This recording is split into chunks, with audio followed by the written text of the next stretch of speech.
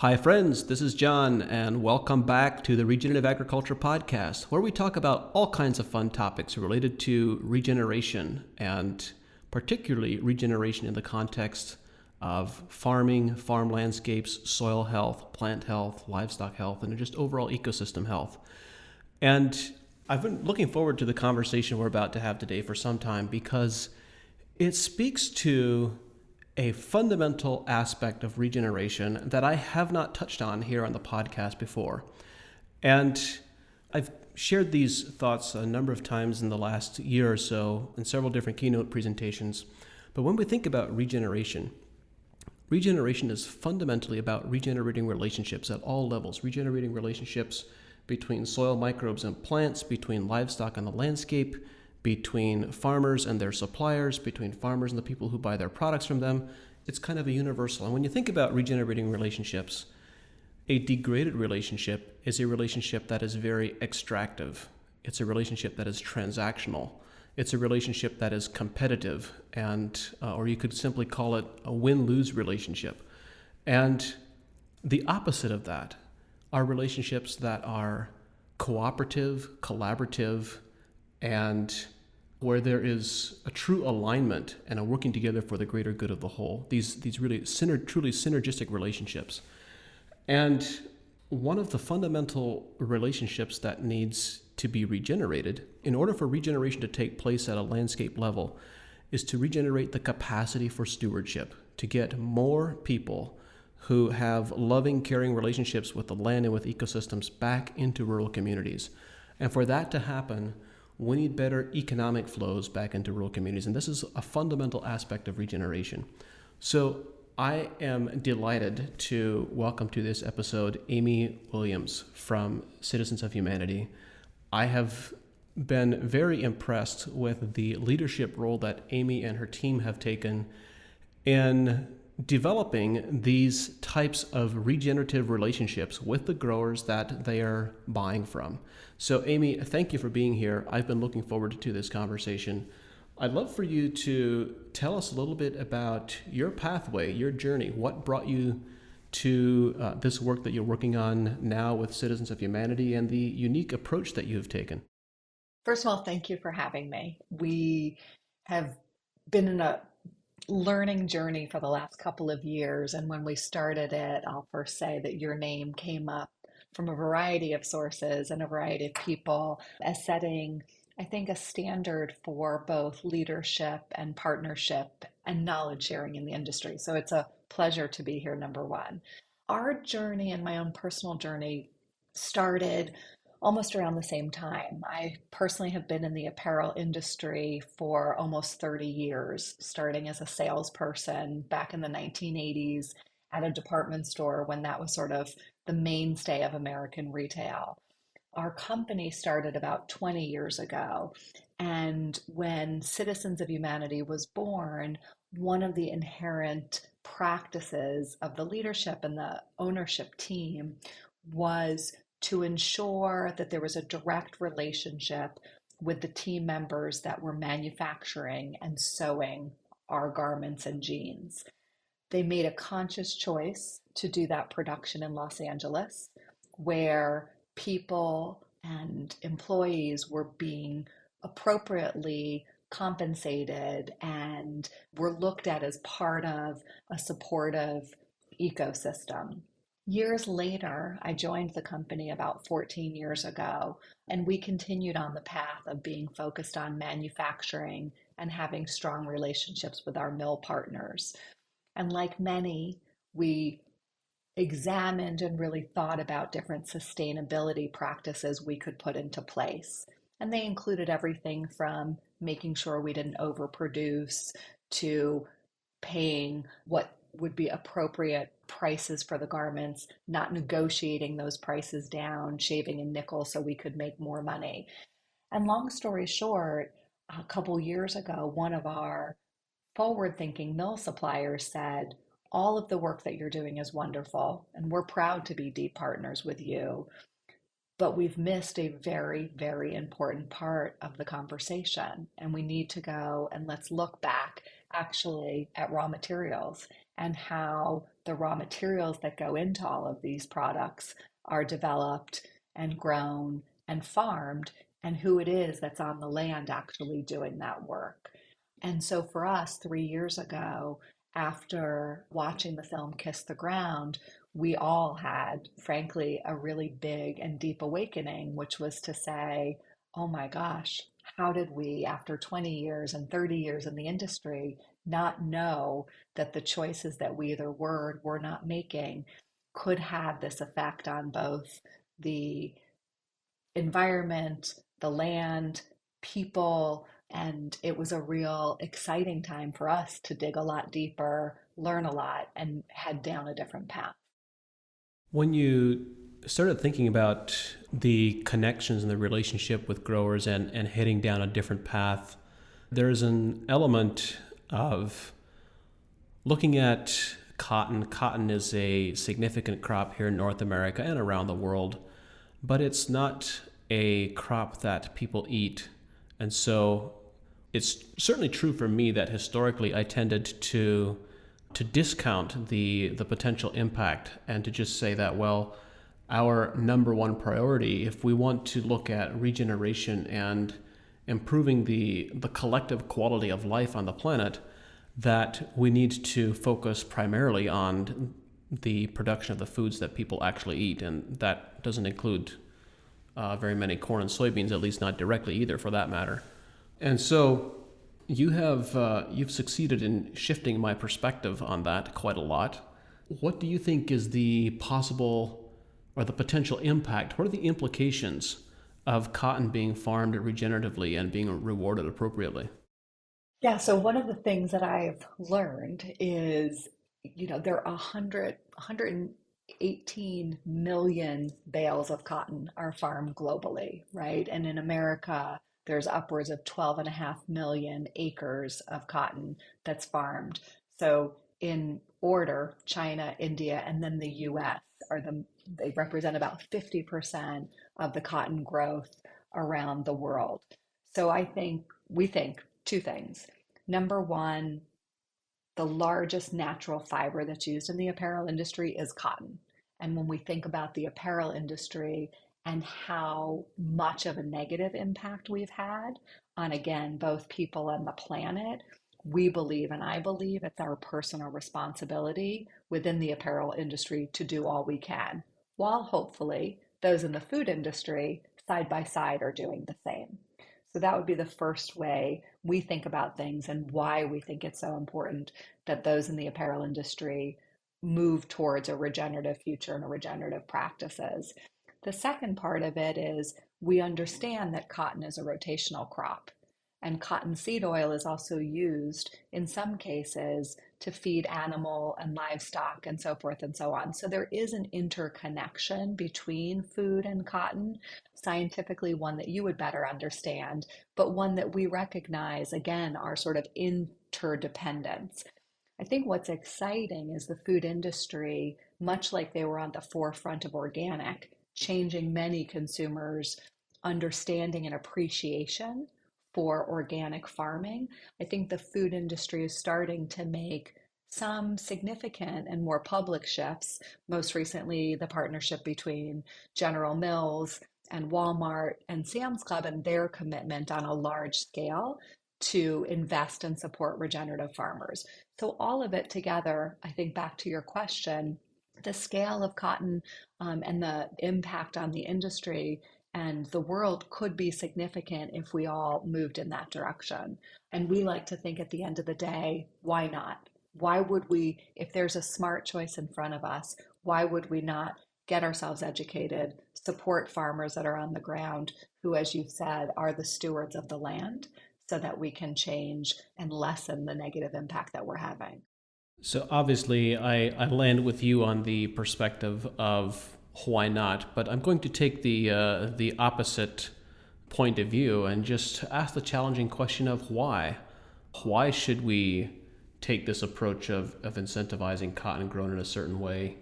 And once you started having the conversation with the mill and going back to the conversations with the farmers, what emerged out of those conversations? How did those conversations evolve once you started engaging with growers? I think one of the most surprising things for us to understand was the deep financial. I'll be blunt. I think the farm community and farmers in general been exploited for a long time by a variety of individuals. And farming is not a profitable endeavor. In fact, from what I've read, the average farmer in the US carries more than $1 million of debt.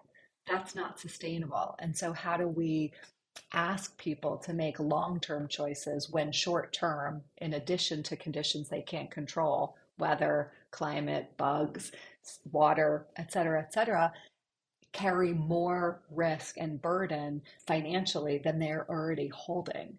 And so if I think to myself, so many of these farms are multi-generational farms, and their survivability financially and the impact that will have on the communities around them and how that connects to poverty or a lack of educational support in areas, it's so interconnected that I say, absolutely, why? And as a company, I believe, and we believe, it's our financial responsibility to make thoughtful choices that are the most long term in nature, where we would carry the expense of supporting this transition for the first few years.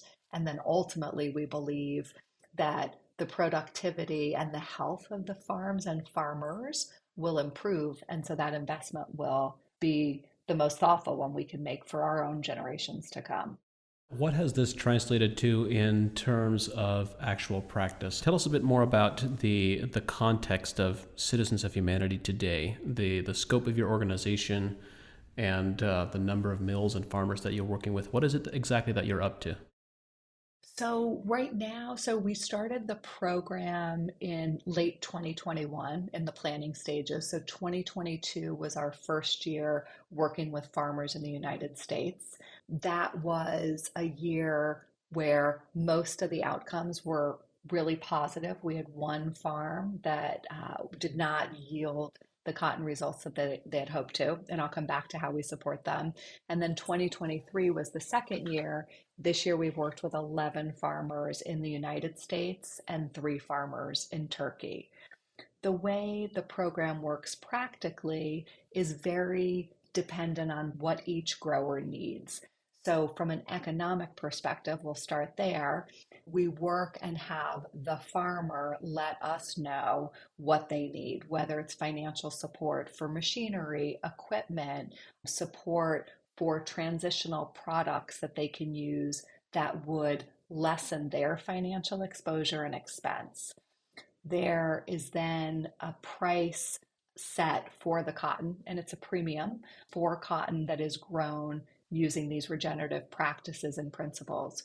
We've also put in place a third party auditor who does testing and who helps work side by side with that group, along, and most importantly, with AEA. So, from a financial perspective, the farmer is both incentivized to transition to regenerative practices, but they also see a lower expense because they're not investing in some of the other things they would have for conventional farming practices. This year, transparently, was a trick year in terms of outputs. We had some farms, for a variety of reasons, that didn't produce the amount of cotton or the quality really of cotton that they had expected. But because of our financial arrangement, will be made more than whole when they go to sell the cotton that didn't meet our specific specifications in the open market. So they're committed to participating again because they see this as a long-term program. For a number of the farmers and some who had been working and using regenerative practices for some time, their yields were actually higher and their output was higher. So we were able to secure the amount of cotton we needed to in aggregate, but all of the farmers financially did better than they would have. So this is an important point. So you were actually able to continue supporting the farmers financially, even though you may not have purchased cotton from them. Is that right? Yes. So there were expenses that they did not incur. We covered those expenses for them. And so as a company, those are expenses that we covered. And yeah, unfortunately, there was no cotton to be purchased from them at the end of it. Okay, got it. And when you say there's no cotton to be purchased from them, obviously, I guess when you are supporting growers financially to make the transition at the beginning with whatever, dependent on whatever their needs might be, does that eventually come back out of the cotton premiums? Like, how are you then made whole again throughout the course of the exchange? So in the case where they've actually not met the quality of the cotton hasn't been sufficient, we're not made whole in that regard, right? So we've gone into this knowing that there's an additional expense that we're going to incur. Our gross profit is going to decrease accordingly, right? Because of this investment over time. But we believe we have other organizational efficiencies, like reducing the amount of development we do, or other things internally that can offset some of that within our own profit and loss through more sort of intelligent business practices, having nothing to do with farming and cotton and all those types of things. When you describe that you're offering growers a premium for regeneratively grown cotton that's been validated with third party validation, how significant is the premium? How much are we talking about? Are we talking about a couple of percentage points, or what is the value to the grower really at the end of the day? We leave it to each grower to tell us what they're looking for because we're growing and we're working with growers from New Mexico to Mississippi, and their own specific costs and investments are quite different. So we leave it to them to tell us at the beginning of the program what they're looking for. We all understand the quality of the cotton that we're looking for. We get a specific bale report from each of the farmers at the end of the harvest. So it depends, but the combination of the premium and the covering of the other expenses is meaningful. And in terms of the number of farmers that have stayed with the program, there was only one farmer that was part of our first year that didn't, I think, express and demonstrate an interest in continuing an evolution towards the adoption of regenerative practices, and all others have stayed on. All of those who in 2023 worked with us are intending to stay on in 2024, even if their yield or output wasn't as they had hoped it would be. I think that demonstrates, obviously, that it's meaningful to them financially. So you've been working with roughly a dozen growers, and I guess one of the questions that comes to mind is what less than enthusiastic responses have you received from growers, if any? Or maybe a better question is what criticisms have the growers that you've worked with had about how the system could be improved going forward? And I'm asking this question fully cognizant of the fact that nothing is ever perfect, and it seems there's perpetually room for critical feedback. So I'm curious about the nature of the critical feedback that you have received from the people who've actually been participating with the program.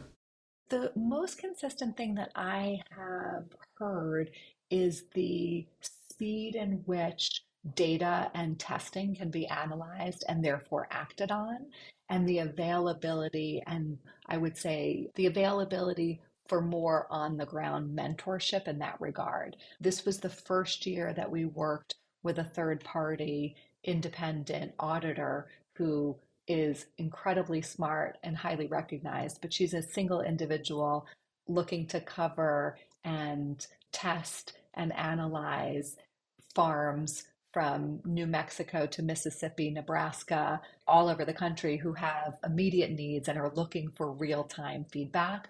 So I would say that has been the single biggest thing that I have heard consistently, and a place that we need to and want to lean in, particularly because, again, like our biggest fantasy and goal is not necessarily just to focus on growing cotton for our products and our brands, but it's to make this a wide scale movement within the apparel industry. And in order to do that, we've got to scale up the number of growers that can participate in a program and make it easy for more and more growers to get the good counsel, information, and data they need to make the best right decisions at the time. When you think about facilitating or inspiring adoption of your approach with other apparel companies or with other cotton buyers, what do you see as the pathway? What is the pathway forward to facilitating greater adoption? Yeah, that's a great question. I think that the greatest thing is number one, education and information. I think ensuring that certifications and an ability to, with confidence, communicate that this is cotton grown using regenerative practices is key. There are a lot of public apparel brands that are interested and are at the beginning, I think, stages of understanding how to get regenerative cotton into their supply chain, but they have to be mindful of greenwashing, and they have to be mindful of being able to track and trace that all of these things are in fact true. And then I think the third is a collective of growers who can make their product available and actually show scale of cotton. We've seen some great mill partnership with very important and recognizable mills adopting the regenerative cotton that we've worked in partnership with the farmers to grow. And there's greater and greater interest from brands. And now we've got to close the gap between supply, certification, and education. And I believe then we'll see a lot of significant change in like 2025 and beyond. When I hear you describe the use of regenerative cotton and with different milling relationships, different enterprises, you just mentioned a word, a key word, and that being certification. And I think certification, verification, obviously in the position that you are in, there is a need for third-party validation. And what is so commonly one of the challenges or frustrations that I see, I don't know, it's a challenge. I'm not sure quite exactly how to frame this, but frequently the burden of responsibility for a certification or verification is borne by the farmer. And in some cases, not necessarily when working with you, but in some cases, the rewards of that additional responsibility are dubious or are uncertain. And there are any number of definitions of regenerative that are being circulated at this point. How have you approached this dilemma, and what has been your pathway forward?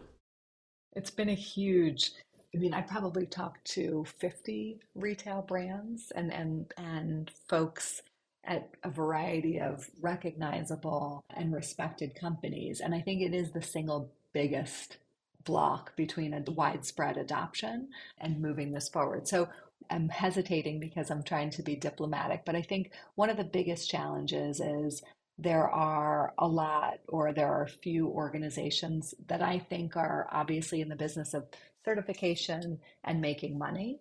And I don't think the standards are as high as they should be, simply because perhaps their focus is treating this as a business. I think I should invite you to speak without the diplomacy filter. Okay. So I think like anything in the world, right? Like trends happen, and I'm in the fashion industry, so trend is definitely a word that is top of mind for us. As the shift in the retail landscape started, to happen, and there was a movement towards sustainability, what we saw was a lot of people coming into the sort of the equation to say, great, we're going to put this seal on it, we're going to put this certification, we'll go to a group of farmers, we're going to have charge them anywhere from $5,000 to $10,000. We'll have them fill out a self-survey, and we'll say, here you are, you're a certified X farmer.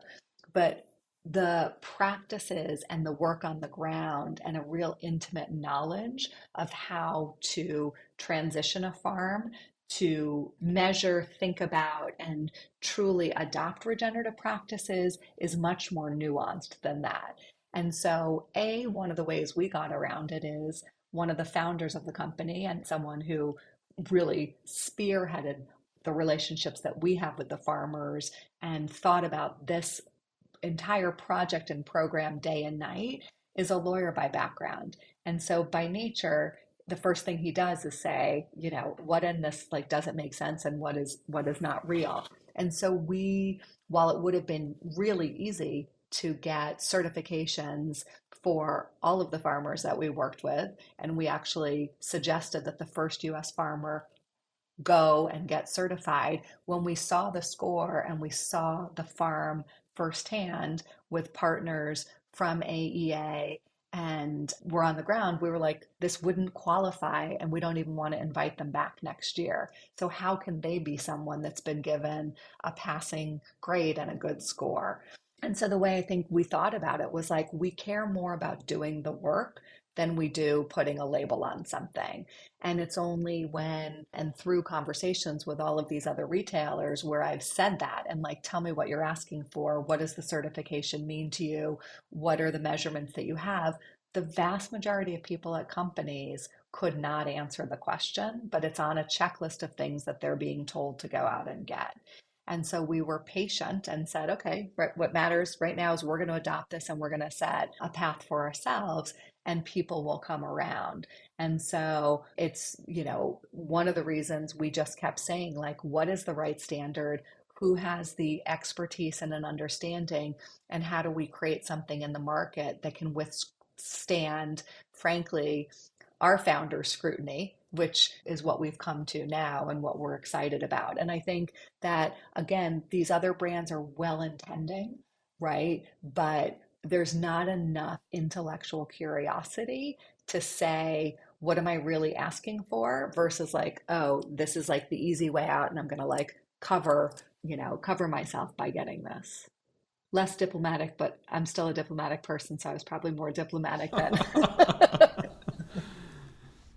Yeah, I think sometime I need to have a conversation with you beside a fire where you don't think there's a recorder running, but there is a recorder running, and then we'll learn what Amy really thinks. I'm joking, of course.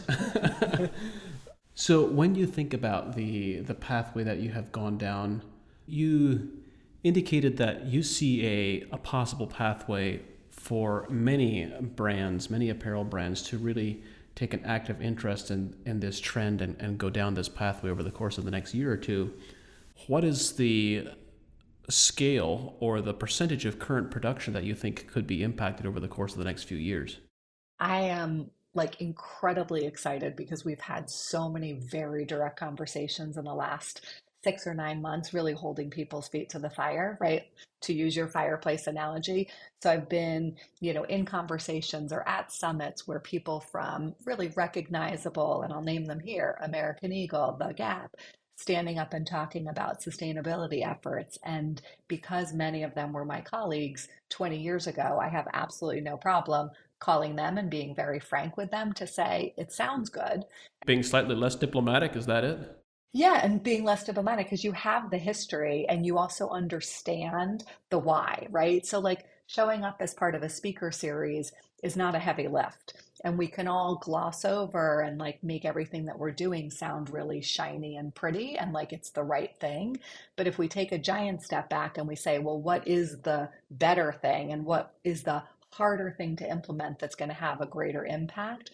I believe it's regenerative, it's not organic, and it's not recycled. Recycled is a portion of a solution, but there's too much farming going on and there's too much new fiber development that we all need, whether it's for stability purposes of recycling or any other reason.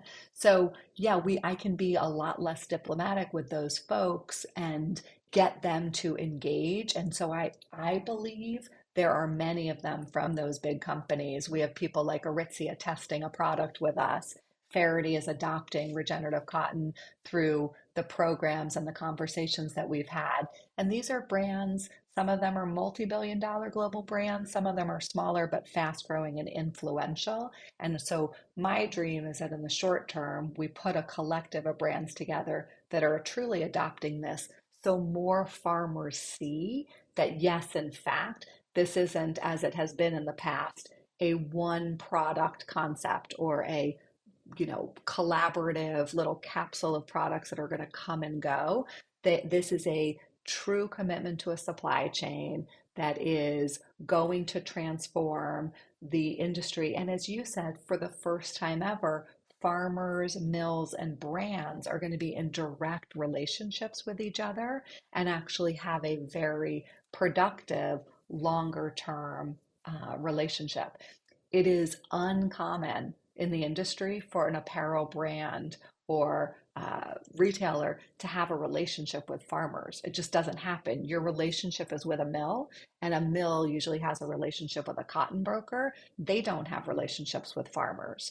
So by actually leaning into each other and making, as you said at the very beginning, that relationship one that is about harmony and mutual understanding, we can actually get to a place where we're asking for and we're showing a need for wide scale change on the ground. So coming back to one of the questions that I asked about scale, when you develop this aggregate group of brands and retailers who are really vested in regenerative cotton brands and apparel, what do you think that translates to in terms of scale of impact in the field? I mean, we're talking about 12 cotton growers, and arguably that is a drop in the ocean right now. But what do you believe that can grow to, and what are the barriers to growth over the next couple of years? Well, I would say in the US, right? So the United States exports high quality cotton around the world. So the US cotton that we're talking about outside of what we use goes to Japan, it goes all over, and it is made into really high quality products. That means to me, those are all brands that are at the higher end of the spectrum and could afford the marginal incremental additional expense, right? When you carry that through a product, it's like it's nothing when you factor like how much cotton is used and how much fabric is a part of a construction cost or a garment cost. So I would say of the, 14.6 million bales of cotton that are coming out of the US, like 50 to 70% of that would be demanded to be regenerative in the future, in my opinion, just based on the types of people who are saying, yes, that's a place that I want to go. So I think it's a high amount. There are other markets that I would say, China, for example, we choose not to work with cotton from China, and that's not a market that I know much about, but I could say certainly in the United States. And when you think about the ramifications on communities and the financial health and how that could improve so many things, the educational systems, and on in the US, that's wildly motivating and transformative. So when you think about 50 to 70% of the cotton in the US eventually being demanded as under a regenerative, with a regenerative verification, what is the timeline for that? What's a reasonable timeline for that in your mind? And what are the barriers that need to be overcome to make that a reality? I would say it's probably so given that the major like brands like, Lululemon, who we've spoken to, and the Gap, given that their supply chains are like 2 years out, right? They're planning and strategizing that far in advance. I would say it's a 3 to 5 year, 5 years, like for the percent that I talked about, but I think it's a 3 to 5 year transition. I think if there are goals that can be set, certifications in place. There's a group of farmers that are part of a collective. More at the same time, we work on a brand collective. And then we continue to add to the number of mills that are interested in making the change. Mills are the buyers of cotton right now, right? Brands don't purchase cotton or do forecasts of cotton. We are, and those that are choosing to partner with us in this project, like Faraday, they're doing the same thing. But the mill is the primarily decision maker. So one of the important things is to continue to look at a list of leading mills around the world that are purchasing cotton out of the US and saying to them, let me show you this alternative. Let me tell you why it's important, and let me give you a steady stream of people who can supply it for you. So the mill piece of it, I think, is critical to making that transition and that happen as well. Caravo is a great example of a mill partner who was very quick to adopt this for our products. They have brought in other brands, and they are looking to us to say, here's how much we can supply to you, not just for us, but that you can use. And so you can go out and tell all your customers from Everlane, who they're talking to, and who they work with, to others, that this is available on a regular basis.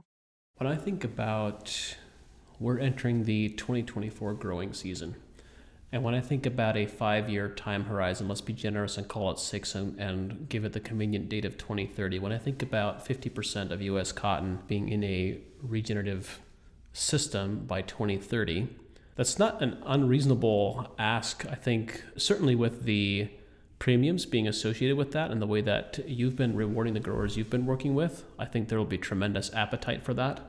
But there is also just the purely logistical and execution piece of how do you execute on scale. This is my perception, having had some exposure to the space, is there are a lot of questions about how to transition effectively. How do you grow regeneratively verified cotton? And so, given the context that our podcast listeners are primarily farmers and agronomists, what's the pathway to executing on scale on the farm side? I think realistically, that's a better question answered by someone like James Johnson, who's been at this for years, right? And who has made an early commitment to change. I know he's worked with AEA for a long time. We were lucky to be introduced to him, and he's been part of different bodies and groups. He's traveled around the world and worked with mills in a range of locations. I think that's a better question answered by someone like him and other farmers who are on the ground and have made the forefront. I think to your point, right, when I say that the 50% number, I'm looking at it as a brand from the demand side. Like, I believe that we can generate that sort of demand in and before that time period based on the steps that we're putting in place. Certification, proven quality of product. We have a significant percent of our collections for Citizens and AGOLDE. I'm looking at the corner of my calendar because I can't even remember what year it is, let alone what month, shipping in February. We have retail partners from Net-a-Porter to Nordstrom's to some of the local specialty stores excited about this transition to regenerative cotton and having the products on their floor for consumers. So we have a wide spread sort of communication and education plan programmed.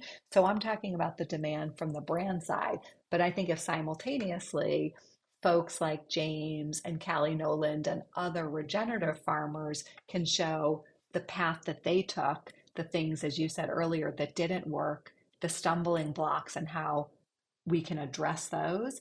And then we work in the middle to generate more interest with mills who are purchasing cotton, then I think that's when within that 6-year time frame, we could see significant transformation in our industry, but we've got to hit it from all three sides.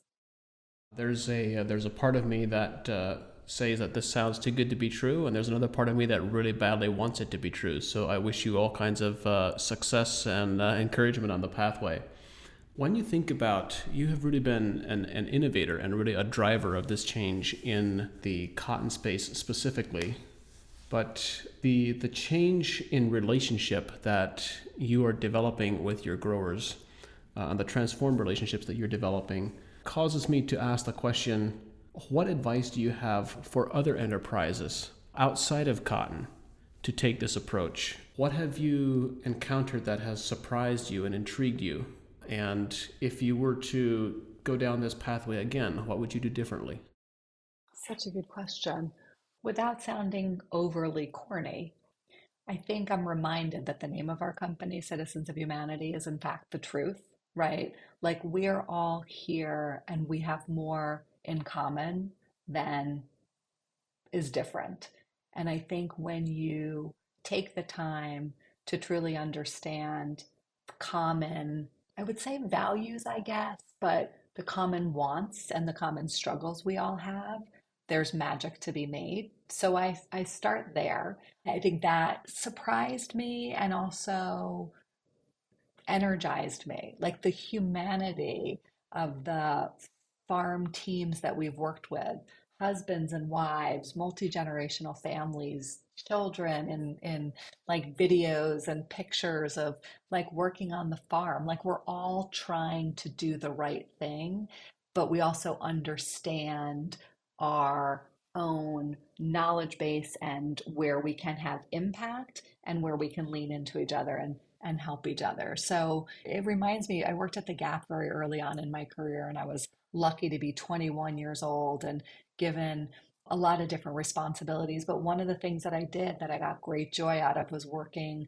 with our manufacturers in the Southeast. And it was a time that, I mean, we used to do 50,000 jeans a week with one factory in, Mississippi. And then I drive to another factory somewhere else. And like you see people in your backyard working and creating and living a life that is really interdependent with us coming in from San Francisco and New York from our design jobs and all of these other kinds of things. And I think when you understand how interdependent we are, you make different choices. So that's number one. I think what I would do differently is I think I would have been more direct with other brands. I think we had to go through the learning stages we went through, right? We had to, like, no pun intended, like be on the ground, have these desires with mills. We had to ask our mills to completely change the way they worked with us, but we had a long history with them and we have a lot of respect in the industry. So even though we're not the biggest, they were like, no, we want to do this for you, even though we're not doing it for anyone else. But I wish I had more quickly been bolder with other brands to try and get them to learn and understand how being at the forefront of change leadership was risky, but absolutely imperative because we're slower on that than I would have liked. I wish I had spent more time on the farms, transparently, right? I'm the mom of 14-year-old twins, and it's hard a lot of the times to juggle all the places you want to be in your life and what you want to give your heartbeats to. But I think I could have even learned more about what didn't work, and I think they could have felt more support from presence on the ground. And so that's a personal thing, but that's something that I would like to do more of. I am confident that there are many cotton growers and many other farmers as well, of course, that are listening to our conversation. Where can they learn more about your verification, your standards, and where can they learn more about a possible opportunity to collaborate with you in the work that you're doing? So, a couple things. A, we can figure out a way to give you my email and Gary's email. We can reach out to AEA or John and we'll get in touch. We have on our website, but we're updating it and it'll go live, I think, February 1st when the products ship out that are using regenerative cotton. We'll have all of the information updated on the site, including the certification program. We will be sharing that like in the next couple of weeks. So if you just stay tuned by February 1st, thereabouts, you'll see and you'll have information about the program, the farmers, the certification. It's very transparent who we work with, and then how you can get in touch with either myself or others on the team. Yeah, and in our work at AEA, we've been very privileged and fortunate to work closely with Citizens of Humanity and supporting them, supporting the growers that have gone through this transition. So we're happy to be a facilitator and to build a connection there. And I'm certainly not going to put your email in the show notes because I think that would lead to a really bad experience for you. No, and I'll just say, like, right, I haven't done many podcasts and I didn't underscore, and I probably should have. What we came to the table with was a desire for change and the financial resources to do it and the know-how within the mill and apparel industry to actually get the regenerative cotton into our products. This program would not have happened with AEA. I mean, John might be embarrassed, but we had reached out, someone on our team who's a really smart student at UC Berkeley who has since graduated, was doing a lot of research and diligence and found AEA. And we reached out repeatedly. And in the early days when this was even an idea, we said, please do this with us. And I don't know what you guys thought. I don't want to put words into your mouth. But long story short, I didn't want to bring too much attention to AEA on the podcast, and maybe that was a mistake. You guys were the ones that helped take farmers who wanted to make the change and actually worked with them side by side to show them what to do.